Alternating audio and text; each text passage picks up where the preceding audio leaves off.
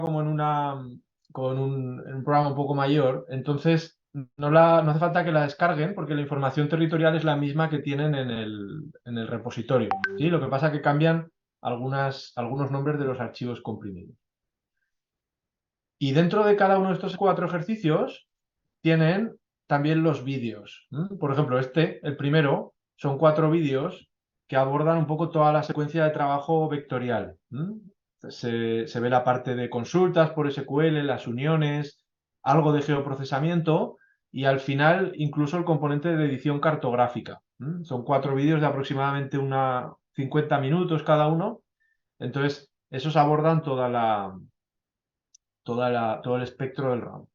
Entonces, en estas próximas clases vamos a ir desarrollando estos ejercicios, ¿sí? Se lo comento porque si se pierde, no hay algún problema, ya saben que ahí tienen toda la secuencia de trabajo, digamos, más ordenada. Esto, por supuesto, está abierto, lo pueden compartir con quien quieran y lo pueden utilizar. Vale. Entonces, los archivos... Vamos a ver un momento. Voy a mostrarles rápidamente el- los 4 ejercicios. No sé si los han visto en el Instagram, no sé si les han echado un vistazo. Quienes tengan Instagram. A ver, bueno, o quien siga el programa. Este es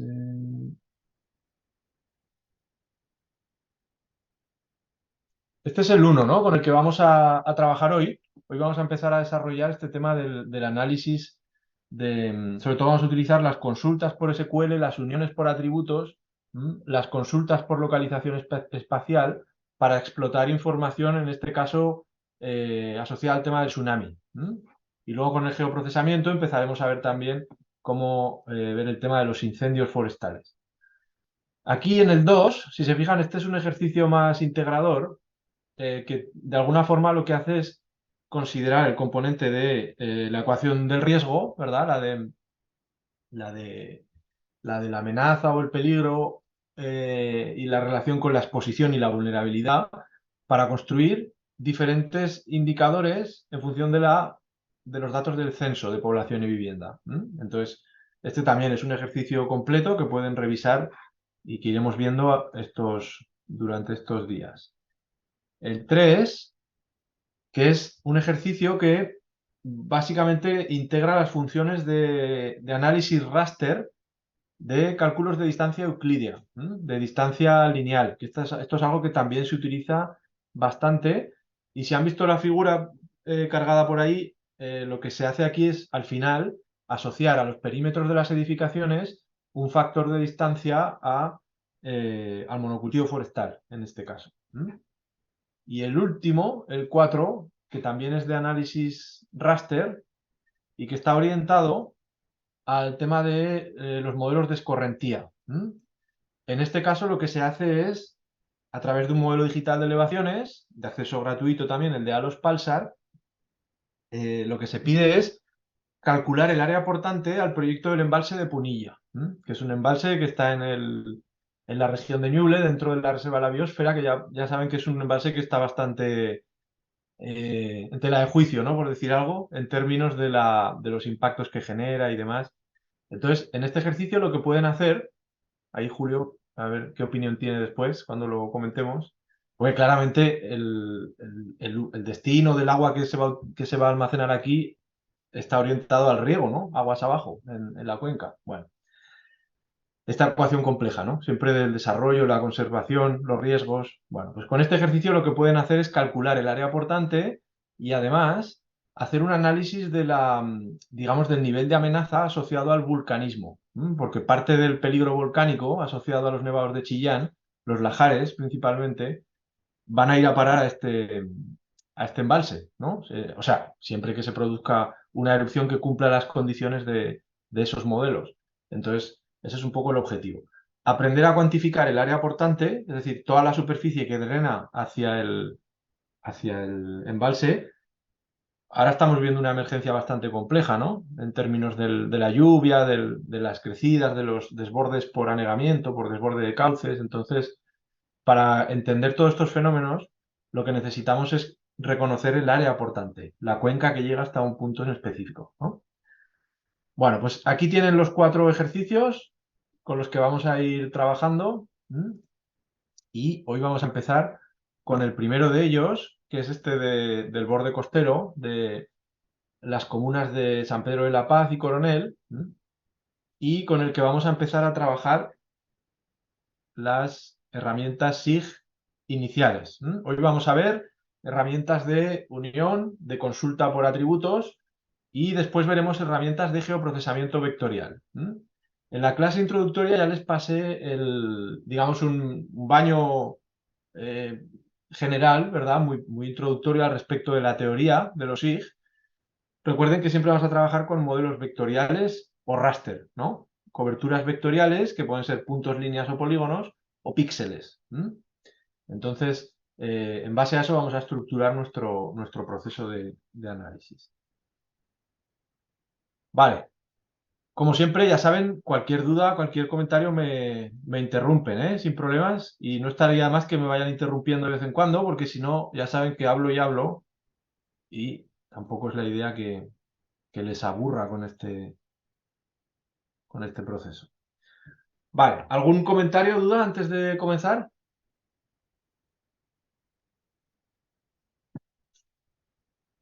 ¿No? Vale.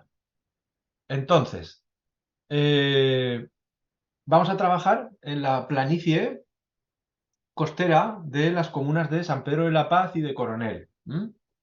Y vamos a construir algunos indicadores asociados a la reducción de riesgo de desastres y en particular vamos a comenzar con el tsunami, con el peligro asociado a tsunami y vamos a construir indicadores asociados a la exposición. Es decir, calcular, por ejemplo, la cantidad de edificaciones que están expuestas a un determinado nivel de inundación, a una profundidad de inundación. Las vamos a categorizar también en relación al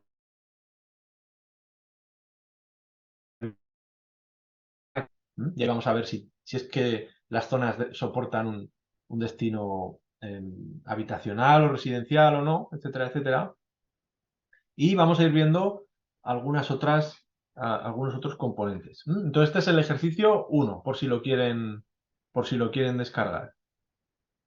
Los datos que necesitamos para este ejercicio son los asociados a la entrega 2 y a la entrega 3. Entonces, si pueden, por favor, eh, descargar los archivos y tenerlos ahí a la mano para empezar a trabajar.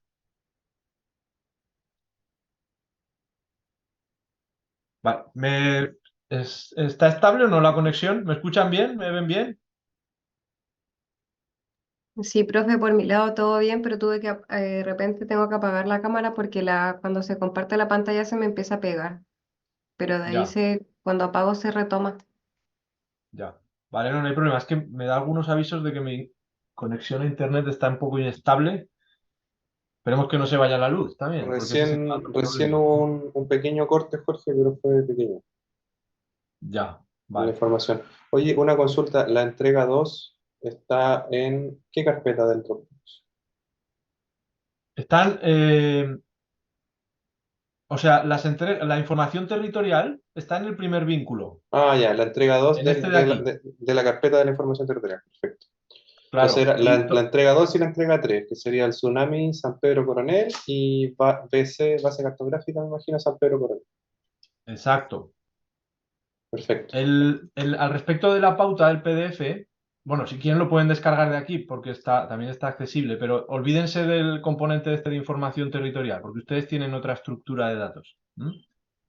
Entonces, los datos con los que vamos a trabajar.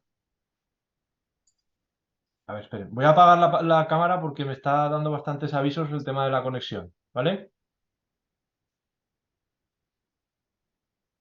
Ok.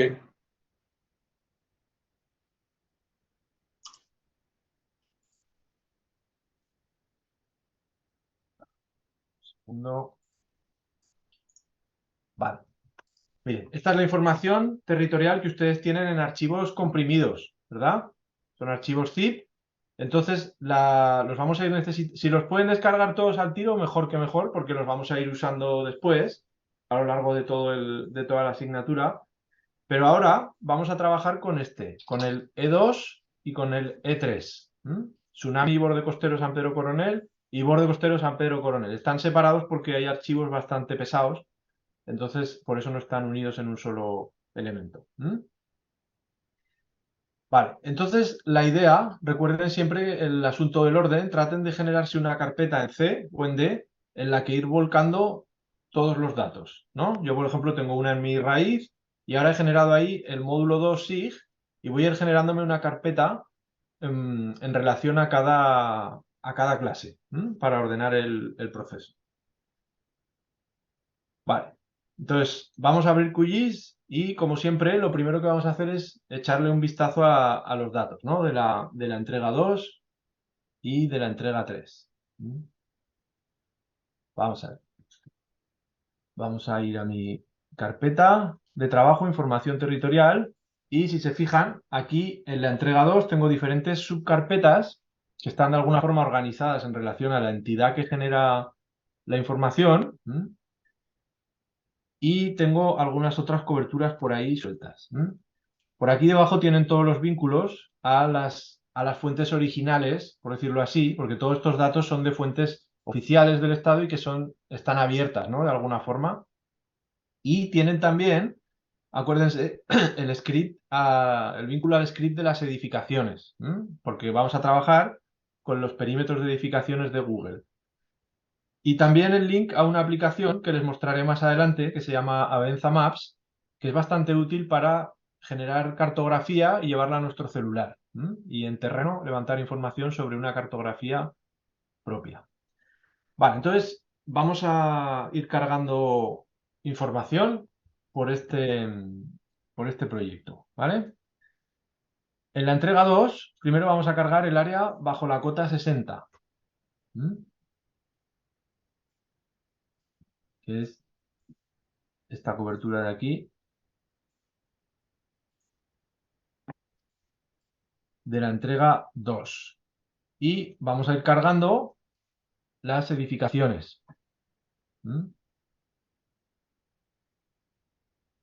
Las edificaciones asociadas al borde costero de San Pedro y Coronel.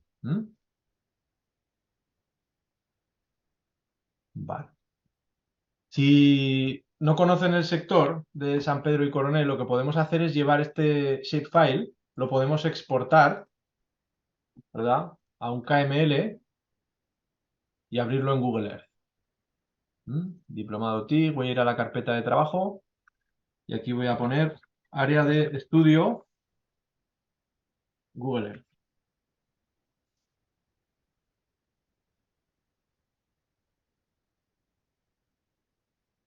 Recuerden que siempre podemos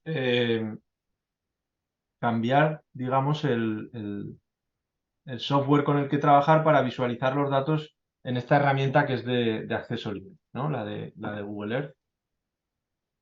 Vamos a ver.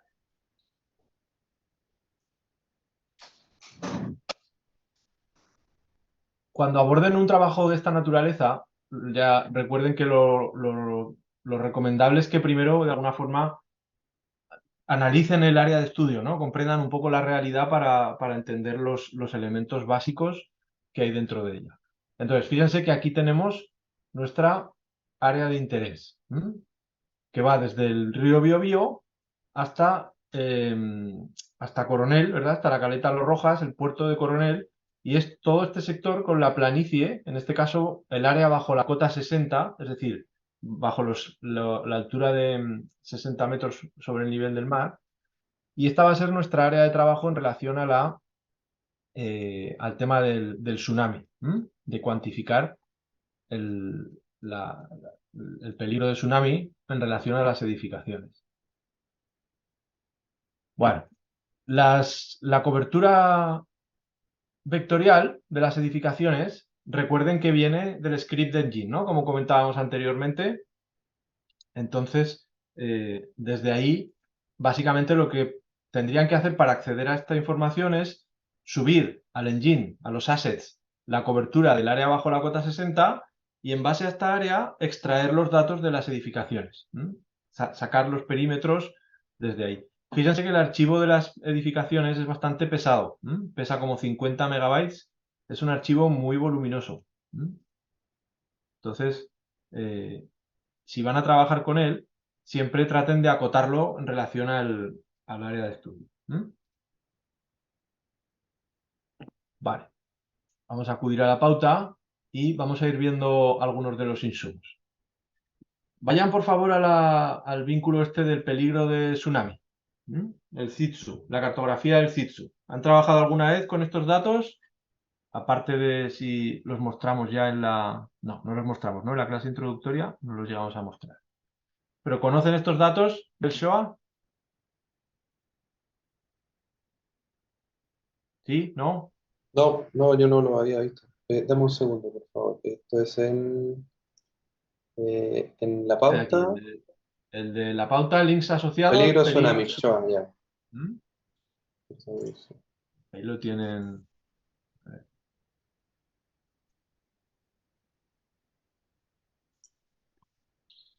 Quiero hacer una pregunta. ¿A los demás les carga bien la capa de edificaciones? Probablemente tengan problemas porque es bastante pesada.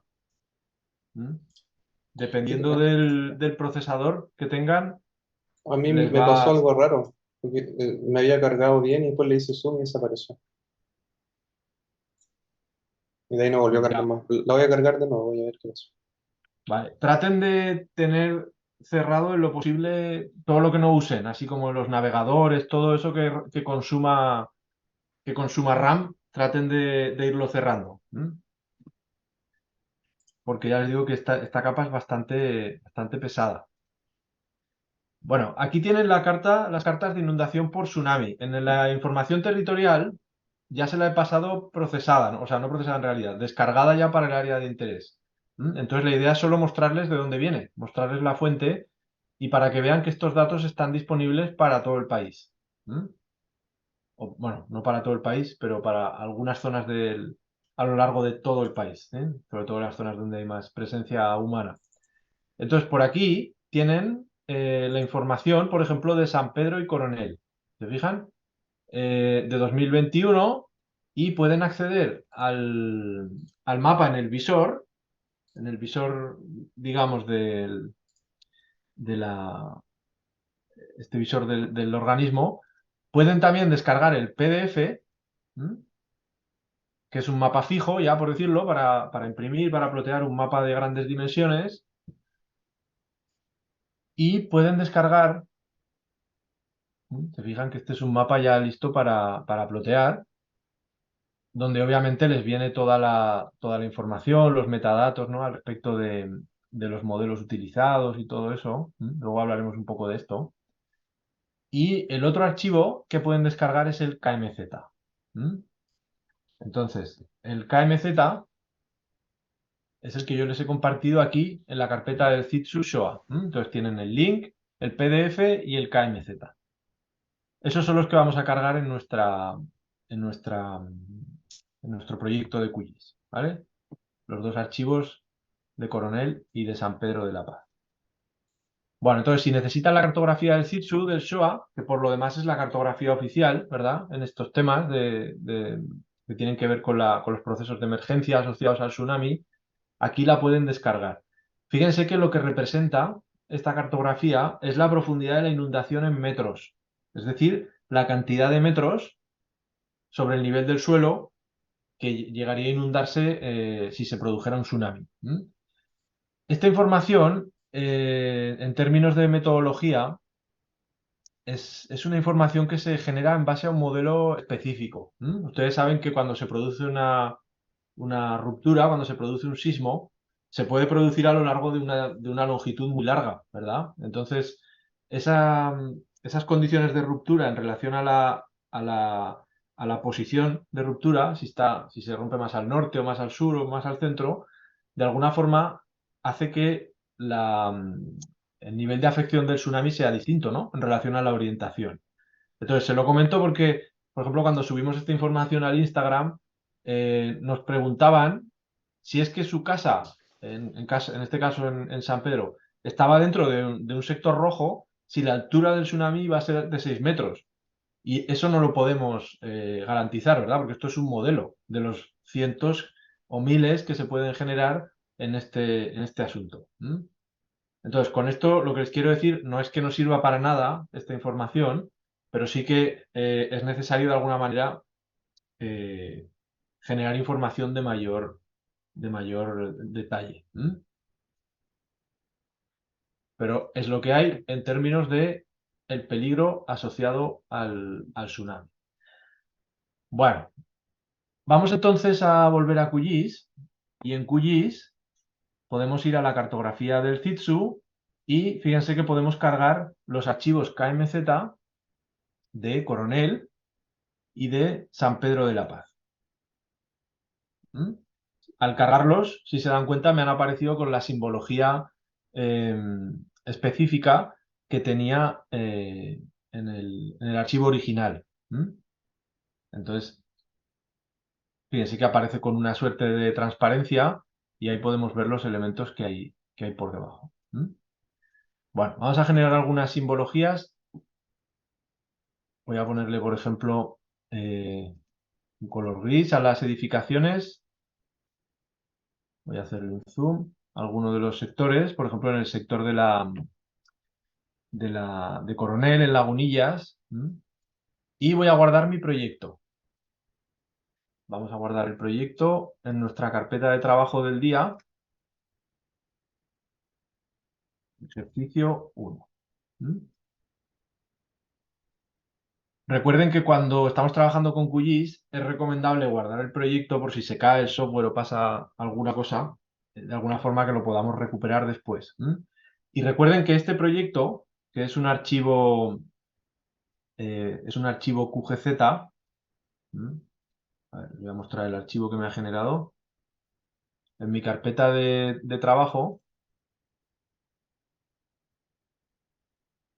me ha generado este archivo que pesa 9 kilobytes. Se fijan que es un archivo muy liviano. Ese archivo tiene la simbología que yo he definido, pero el archivo en sí no tiene incrustadas las coberturas. No tiene incrustado el shapefile ni los rasters que vamos a cargar.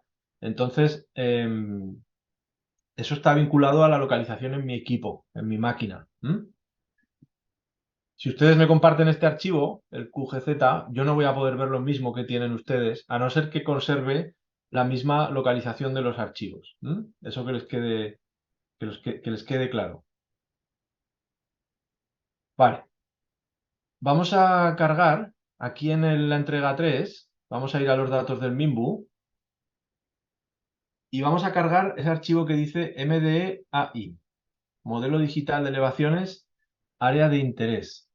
Vamos a cargarlo. Voy a desactivar las edificaciones. Estamos todavía empezando a interactuar con los datos, para entenderlos, para visualizar la información y para comprender un poco los insumos con los que vamos a trabajar.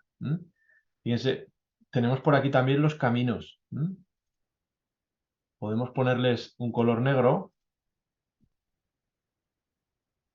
Profesor, ¿lo puedo molestar un poco? Dígame, dígame. Es que se me desconectó levemente el internet y me falta solamente cargar los edificios. ¿De dónde los cargó? Entrega 2, Google Edificaciones 2023. Entrega dos.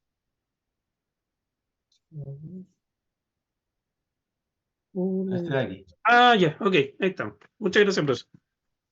Vale, voy a hacerle zoom a alguno de los sectores y voy a cargar las edificaciones. Se fijan como aquí nos van apareciendo los caminos, las edificaciones y la amenaza asociada al tsunami. Si tienen por aquí la base satelital, pueden cargarla también, ¿no? Pueden cargar el archivo X y Z que cargamos la otra vez, ¿se acuerdan? Que también lo tienen aquí en la información territorial, este de aquí. Lo pueden cargar y ahí pueden ir visualizando la imagen satelital con las edificaciones vectoriales, en este caso, y los caminos. Vale. Les voy a hablar un poco de las fuentes. Los datos estos datos del modelo digital de elevaciones y de los caminos, estos vienen de un insumo que es bastante interesante, que es la información asociada a la actualización del Plan Regulador Metropolitano de Concepción, que levantó el MIMBU en 2000, bueno, se publicó en 2013. Entonces, aquí, por ejemplo, tenemos un modelo digital de elevaciones que tiene 5 metros de píxel. Y tenemos toda la cartografía base, los caminos, bueno, toda la información de base, las curvas de nivel, etcétera, a escala 1/10.000. Entonces es una escala de bastante interés. Hay que estar atentas y atentos porque el Estado va generando muchos de estos datos cuando actualiza los instrumentos. Por ejemplo, en el caso de Chillán y Chillán Viejo, hay un modelo digital de elevaciones de 2 metros de píxel. Y hay una ortofotografía de 50 centímetros de píxel, de 2015, creo, 2015-2016. Entonces, como siempre se van actualizando los instrumentos, lo que pueden hacer es, por ley de transparencia, pedir acceso a estos datos y se lo tienen que dar. Bueno, vamos a ver las propiedades del modelo digital de elevaciones. Fíjense en el icono. Este icono con las teselas quiere decir que estamos trabajando con un archivo de datos raster. Estos son píxeles. Si se fijan en estos bordes aserrados, son píxeles, ¿verdad? Entonces, si vamos a las propiedades, vamos a la información de la hoja de datos raster y ahí nos da diferentes informaciones al respecto del raster. Esta de aquí es relevante, fíjense. Tamaño del píxel, la resolución espacial. Más adelante les explicaré este concepto en detalle, pero básicamente eso nos habla de la superficie que codifica cada píxel. En este caso, para cada píxel codificamos un dato de altura en metros asociado a una superficie de 5 por 5 metros, es decir, de 25 metros cuadrados. Tenemos una medición de altura para cada 25 metros cuadrados. Entonces, es un DEM de casi alta resolución. Este está generado a partir de datos LIDAR. Entonces, recuerden siempre acudir a las propiedades de las coberturas para echarles un vistazo. Vale. Entonces, por ahí dejamos el elemento. El modelo digital de elevaciones, si les parece relevante, lo que podemos hacer ahora es calcular una variable asociada al relieve de esta entrada, ¿no? De estos píxeles con altura. Si, por ejemplo, yo ahora busco la función de sombras, esto lo veremos también después en el componente de análisis raster, pero les pediría que lo calcularan porque lo vamos a usar luego para hacer interpretaciones visuales de nuestros resultados. Si buscan se activa la caja de herramientas de procesos, hacen botón derecho por aquí y activan en los paneles la caja de herramientas de procesos de QGIS. Ahí es donde están todas las funciones con las que vamos a trabajar. Funciones vectoriales y funciones raster. Entonces, desde aquí es de donde podremos llamar a cada una de las herramientas. Entonces, si se fijan, aquí me aparecen una serie de iconos, ¿verdad? Me aparece el icono de QGIS, me aparece el icono del GEDAL y el icono de GRASS. Esto quiere decir que son funciones que están asociadas a diferentes softwares, porque GEDAL es otro software, GRASS es otro software, pero todos estos softwares son de código abierto y son interoperables. Eso quiere decir que las funciones del GEDAL se pueden lanzar en QGIS y las del GRASS se pueden lanzar en QGIS también. Más adelante veremos las del GRASS. Por ejemplo, aquí en GRASS están todas las funciones raster. Y aquí están las que necesitan, por ejemplo, para calcular todo el tema de los modelos de escorrentía, entre otras cosas. Entonces, cuando busquen una herramienta, por ejemplo la de sombras, si se fijan les aparecerá en 2 o más conjuntos de herramientas. En este caso aparece en QGIS y en GEDAL. La herramienta está, por decirlo así, está duplicada. Existe en varias funciones. Bueno, vamos a lanzar la del GEDAL y lo que vamos a hacer aquí es calcular un mapa de sombras, un hill shape. El mapa de sombras se deriva del modelo digital de elevaciones. Si se fijan aquí solo me deja utilizar hojas de datos raster, es decir, el DEM. Obviamente no podemos calcular un mapa de sombras derivado de un shapefile. Siempre vas a trabajar con el modelo raster. Bueno, si seleccionan aquí el MDE y el resto de parámetros los pueden dejar por defecto, el número de banda, todo eso, ya se los explicaré también más adelante. Solamente cambien la entrada y la salida. Aquí en el mapa de sombras vamos a guardar a un archivo. Vamos a construir un archivo raster. Estas herramientas siempre generan archivos TIFF, ¿vale? Ese es el formato con el que vamos a trabajar, GeoTIFF. Y aquí, mapa de sombras. Entonces, entrada y salida. Vale, lo voy a ejecutar y al ejecutarlo me genera esta visualización de aquí, que esto no es un modelo digital de elevaciones, sino un mapa de sombras que nos va a resultar bastante útil después para generar o para mejorar la simbología, ¿no? La edición cartográfica. Entonces lo vamos a guardar por acá y lo utilizaremos después. Podemos también generar, en base al modelo digital de elevaciones, podríamos generar una simbología.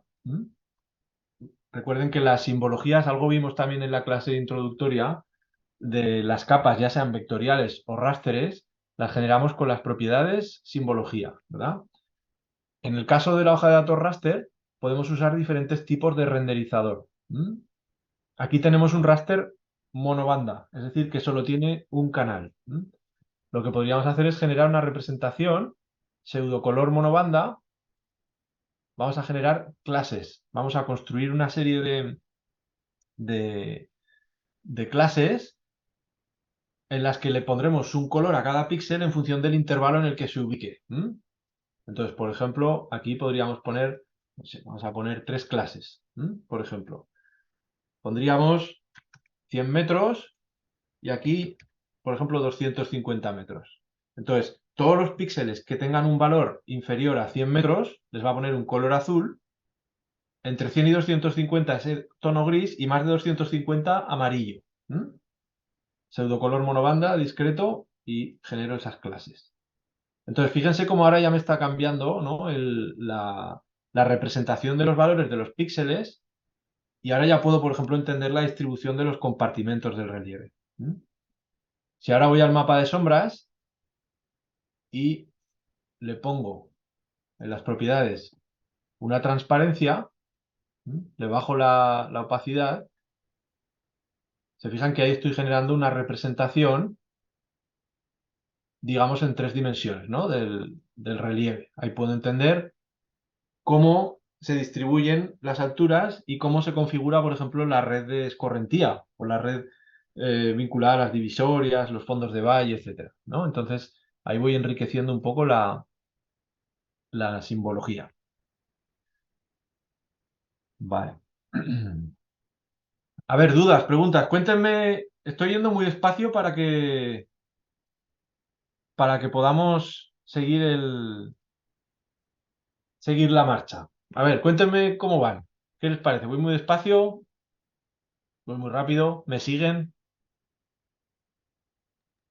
La velocidad va bien, según yo. Ya.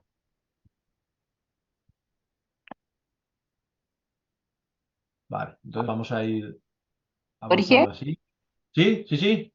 consulta. Yo me perdí por un segundo y no me ubico dónde encontrar el modelo digital de terreno, de Esa está elevaciones. en la entrega 3 en el ¿Ya? Nimbu. Ah, ya, ok. Ya, gracias.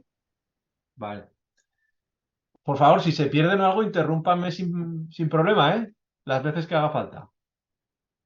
Y recuerden que todo esto está en los vídeos, en los otros y en el que vamos a dejar. Entonces, después lo pueden repasar. Estoy tratando simplemente de empezar a mostrarles los insumos para comprender el área de estudio antes de meternos de lleno en el ejercicio. Entonces, hemos hecho la simbología del modelo digital de elevaciones, hemos cargado este efecto del relieve, ¿no?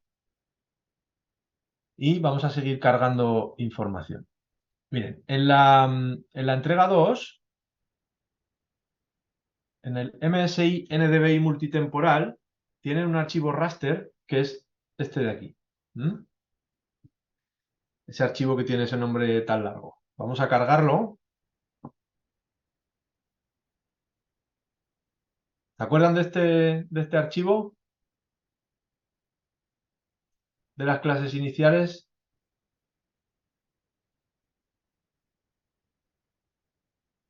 Cuando hablábamos de la evolución del NDVI.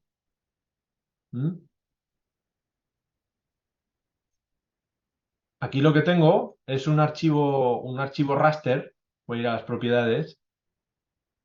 Que tiene 10 metros de resolución espacial, 10 metros de píxel, es decir, cada píxel representa 100 metros cuadrados. Y esto viene del sensor MSI, Multispectral Instrument, ¿vale? Tiene 5 bandas y cada una de estas bandas es el NDVI, el Normalized Difference Vegetation Index, para 5 momentos temporales. Enero de 2019, de 2020, 21, 22 y 24.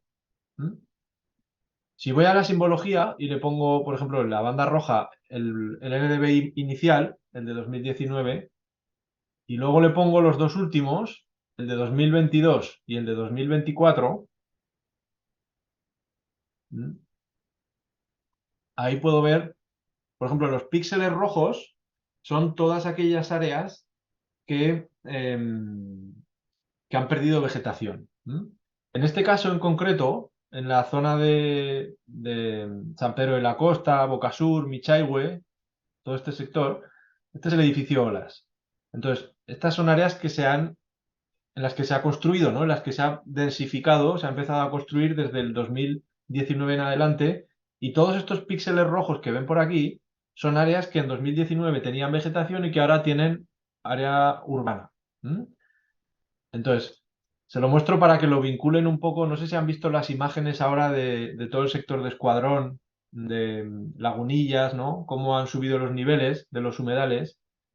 Y obviamente toda esta planicie de aquí, que en algún momento fue un humedal, habrá cambiado su destino a habitacional y lo que se produce es una impermeabilización del suelo, ¿no? Bueno, pues les he querido pasar esto para que reflexionen un poco también al respecto de cómo analizar esa evolución. ¿Sí? Vale. Entonces, este lo dejaremos también para revisarlo conforme vayamos desarrollando el ejercicio. Muy bien. A ver, ¿qué más datos tenemos por aquí? Por aquí tenemos el dato del Censo de Población y Vivienda, con el que vamos a empezar a trabajar después. Si se fijan, este dato está presentado a la escala del área metropolitana de Concepción, de todas las comunas del área metropolitana, y lo que tiene esto es la información del censo de 2017. Pero si se fijan, si abren el shapefile, existen una serie de atributos vinculados a estos 10.884 polígonos, pero aquí no tenemos los datos del censo, ¿verdad? No está la información sociodemográfica asociada a ese componente. Entonces, lo que vamos a hacer después es utilizar, fíjense, si van al repositorio de información territorial, a la carpeta, verán que hay un archivo que son los microdatos, un archivo CSV, es una tabla.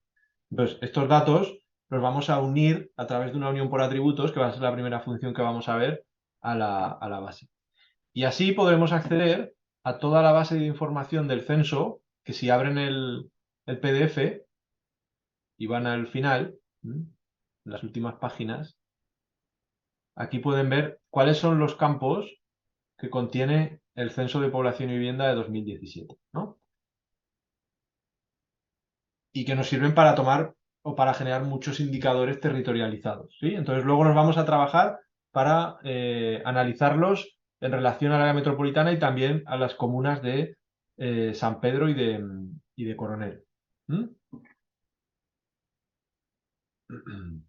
Vale, entonces Censo de Población y Vivienda. Con su correspondiente manual. Bueno, voy a hacer un zoom a la vista previa y a ver qué más cosas nos quedan por aquí. Bueno, el NDVI ya lo hemos visto. Y en la entrega 3, bueno, aquí tenemos diferentes conjuntos de datos que iremos revisando después. Por ejemplo, el PRC, si abrimos el Plan Regulador Comunal de San Pedro de la Paz, tenemos la zonificación asociada al plan. Y en cada una de estas, de estas zonas tenemos, por ejemplo, además de los códigos, los usos permitidos y los usos prohibidos en relación a cada zona. Si una zona es residencial o es industrial, equipamiento, etcétera, etcétera. Entonces, de aquí vamos a extraer también datos para después construir esta información. Categorizar las edificaciones en relación a la zonificación del PRC. Es decir, cargarle un atributo que tenga ese código de la zona. Vale. Y bueno, luego tenemos otros datos del visor de Chile preparado. Me imagino que lo conocerán, ¿lo han visto? El visor de Chile preparado. ¿No? No, yo primera vez que lo No. escucho. Sí, Vale, pues, yo no lo había revisado, profe. Tenía conocimiento, pero no lo había revisado. vale, pues luego lo vamos a desmenuzar y vamos a Chile preparado. Me salen imágenes de Chile preparado. Vale, si buscan visor Chile preparado, es en APRED, y acceden al visor, aquí tenemos información bastante interesante al respecto de la gestión de las emergencias. Por ejemplo, si hacemos un zoom a nuestra zona, ahí si se fijan tenemos las vías de evacuación. Las vías de evacuación, los puntos de encuentro, las zonas seguras, por decirlo así, desde el punto de vista del tsunami. Entonces, hay algunos datos bien interesantes y estos datos se pueden descargar. Entonces, estos datos descargados yo ya se los he compartido en esta carpeta. Las áreas de evacuación, la cota 30, los puntos y las vías de evacuación. Entonces, luego los vamos a explotar, ¿vale? Luego los vamos a trabajar en relación a este ejercicio. Vale, ¿y qué más nos queda por aquí? A ver si hay algún elemento más. Ah, bueno, el repositorio de la IDE del MIMBU. De aquí pueden descargar los instrumentos de planificación territorial para todo el país. Y luego está también la base del SIT de CONAF, del Sistema de Información Territorial, con el que trabajaremos después, y una serie de referencias que algunas de ellas ya las hemos visto.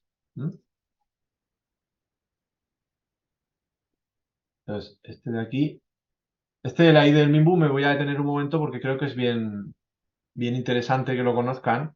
Desde aquí pueden descargar todos los instrumentos de planificación, los planes reguladores comunales, el metropolitano, los seccionales, los pueden descargar por región y esto de alguna forma es lo que ordena, ¿no? el espacio urbano. Entonces hay que considerarlo siempre cuando hagamos un estudio de estas características. Vale. Bueno, pues vamos a empezar con la primera parte del ejercicio. No sé si tienen alguna duda o comentario, me interrumpen sin problema. Vamos a empezar con la primera parte del ejercicio. Les voy a mostrar una unión, o sea, una función que se utiliza en el ámbito de los SIG de manera continua y basal, que es la función de unir por atributos. ¿Han escuchado hablar de esta función? La unión por atributos. Básicamente tenemos... ¿Sí? Sí. Básicamente tenemos una cobertura vectorial que tiene un código, que en este caso en los datos del censo es el código mancent-i, y este código se vincula con los microdatos del mismo censo. Bueno, esto que vamos a hacer en realidad no tiene mucha utilidad ya porque los microdatos del censo ahora ya están descargables unidos, ¿no? Por decirlo así. Antes era un problema, sobre todo con los datos del censo de 2002, había que usar Redatam para extraer los datos del censo y después filtrarlos en base a un área de interés, pero ahora están ya disponibles en la página del Censo de Población y Vivienda. Entonces, si van a la página del INE, bueno, muchas veces falla, la herramienta, la página esta. Vamos a ver si ahora los podemos descargar. Por aquí dice microdatos, censo 2017. Y hay un apartado de visualización que ahora no funciona o no está accesible. Y hay otro apartado por acá. Se fijan que aquí están los de Redatam del 92, del 2002 y 2017. Por aquí, a ver, parece que estaba por aquí. Redatam. Publicaciones. Vaya, había algún apartado donde uno los podía descargar. Pero es que esta página además la cambian continuamente, porque antes se podía buscar dentro de este elemento. Aquí había un ítem que era microdatos y uno podía descargar la información de los microdatos listos ya para todo el país, con una geodatabase. Redatam, ¿han escuchado hablar de Redatam o no? ¿Saben lo que es? Sí, ¿no? Vale. No. Redatam es un software que se utiliza para gestionar, que lo desarrolló la CEPAL, creo, se utiliza para gestionar información censal. Entonces, lo que hacía este software antes, Redatam, que ahora por cierto hay una aplicación que es uno puede lanzar el Redatam, digamos, en la nube. Antes tenía que instalar el software, la base de datos, etcétera, etcétera. Y aquí lo que hacía era llamar a esta base de datos nacional, por aquí está el dato, y llamaba a la geodatabase o a los datos del censo y hacía una extracción en función de su área de interés, de la región y de los campos que necesitaba, porque podía ser que no necesitase todos los campos, y luego esto lo fusionaba con la expresión espacial, que la expresión espacial, ya lo comentamos en la otra clase, ¿no? Los datos del censo se presentan a escala de manzana urbana y entidad rural. Las entidades rurales son estas entidades bastante grandes, bastante extensas, ¿verdad? Que no tienen mucha utilidad desde el punto de vista de conocer la distribución real de la población, porque son muy grandes. Pero antes había que usarlos con Redatam. Entonces, las versiones actuales ya están directamente como una geodatabase que uno puede descargar y trabajar, ¿vale? Entonces, lo que vamos a hacer es utilizar las funciones de unión por atributos para generar estos datos, ¿vale? Voy a cargar la cobertura del censo de población y vivienda y después me voy a la entrega 2, la subcarpeta CPV, y voy a cargar el archivo que dice microdatos. Si se fijan en el icono, es distinto, ¿verdad? Al icono que tienen los shapefiles, al icono que tienen los rasters. Es porque este componente es una tabla de atributos. La puedo abrir y aquí pueden ver que existen 10.000 y tantos registros. Hay un campo que es el Manzent y luego vienen todos los atributos asociados al censo en sí. Las viviendas particulares, las materialidades de las viviendas, ¿no? Esto aquí se vincula a este documento que les mostraba antes, ¿no? El manual del censo.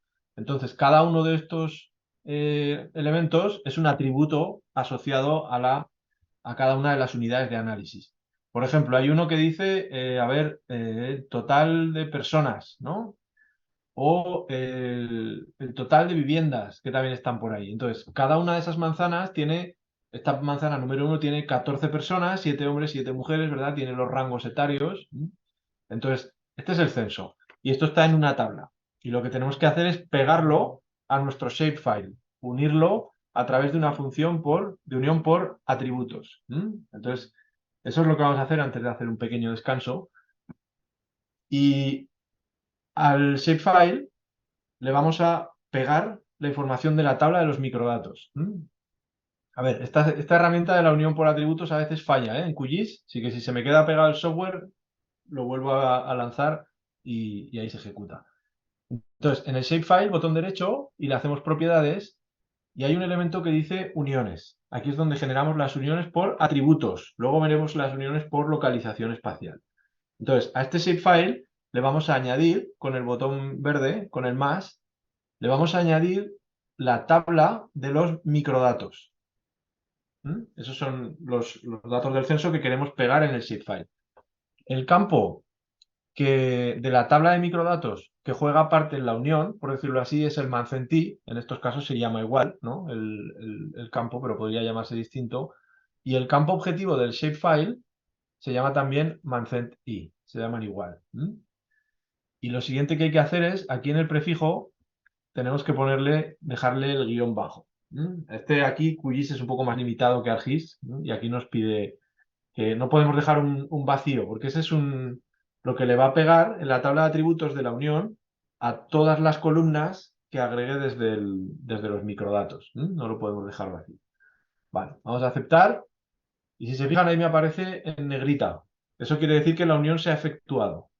Si no les aparece nada, es que no se ha generado la unión. Entonces lo que tienen que hacer es cerrar el software y volverlo a abrir después. Lo voy a aceptar y si ahora abro mi tabla de atributos, si se fijan, ahora tengo más columnas pegadas aquí, ¿verdad? Entonces, esta es una unión por atributos, una herramienta de base en el análisis SIG. Estas uniones son temporales. ¿Qué quiere decir? Que si cierro el software y cambio la ubicación de las tablas, la unión se va a perder. Entonces, lo que voy a hacer es duplicar mi shapefile, exportarlo de alguna forma, para que tenga ya de forma definitiva los atributos pegados. Entonces, botón derecho sobre el shapefile y lo voy a exportar. Voy a guardar objetos como. Estos son todos los formatos que puedo exportar. Recuerden que puedo exportarlo a un DXF, a un KML, a un GeoJSON. Lo ideal sería trabajar en este entorno de QGIS con GeoPackage. GeoPackage es el estándar, digamos, equiparable a las geodatabases de QGIS, o sea, de ArcGIS, perdón. Aquí ahora se utiliza el GeoPackage. O también con GeoJSON, que es el estándar, por ejemplo, con el que trabaja Google Earth Engine. Entonces, sería recomendable trabajar con esos. Por ahora vamos a trabajar con el Shape de Esri, que ya saben que es la base estándar, el shapefile, y vamos a ponerle INE CPV microdatos. Me va a generar un shapefile en mi carpeta de trabajo. Lo voy a añadir al mapa. Y ahora, si se fijan, me lo ha duplicado y ya esta unión ya es definitiva. Ya la tengo en la tabla incrustada en mi shapefile. Vale, entonces voy a ir borrando todo lo que no necesite, el CPV inicial y los microdatos, botón derecho y eliminar. Me voy a quedar solo con el INE, con la función de unión. Y voy a guardar mi proyecto. Vale. A ver, Recording dudas, stopped. comentarios.